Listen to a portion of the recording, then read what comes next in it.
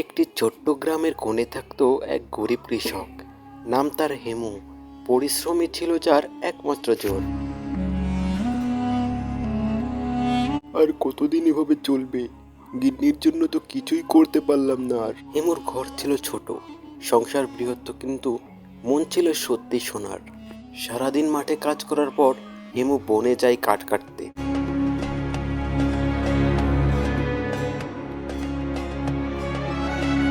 দিন থেকে রাত হয়ে যায়, আস্তে আস্তে সন্ধ্যা লেগে যায়। হেমু ফেরার পথে হঠাৎ তার সামনে একটি কলসি দেখতে পেল।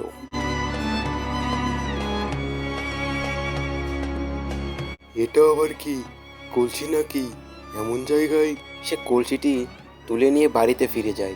গিন্নি গিন্নি, কোথায় গেলে? এদিকে এসো, দেখে যাও আমি কি এনেছি। প্রতিদিনই খালি হাতে ফেরো, সংসার কিভাবে চলবে? সংসার তোমার চোখে পড়ে না? আজ একটা অদ্ভুত জিনিস পেয়েছি গো। দেখো, পুরনো একটি কলসি। কলসি দিয়ে সংসার চলবে?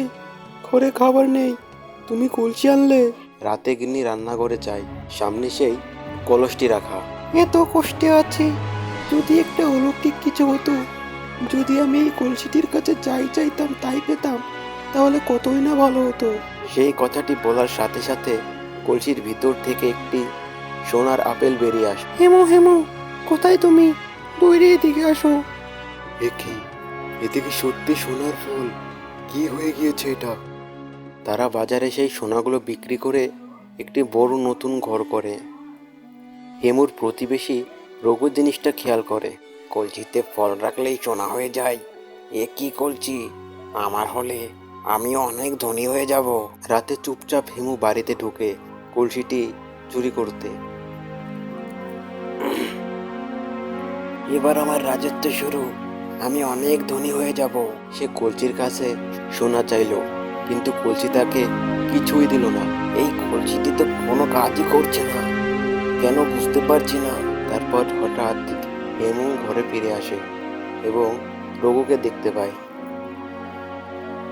রঘু, তুমি এখানে কি করছো আমার ঘরে? হেমু ভাই, আমি ভুল করেছি, আমাকে মাফ করে দাও। আমি কলসিটি চুরি করতে চেয়েছিলাম, তুমি আমাকে মাফ করে দাও। আমি আর কখনো এমন কাজ করব না। ভাই, ভুল মানুষেরই হয়, তবে মনে রেখো, লোভ করলে সব হারাতে হয়।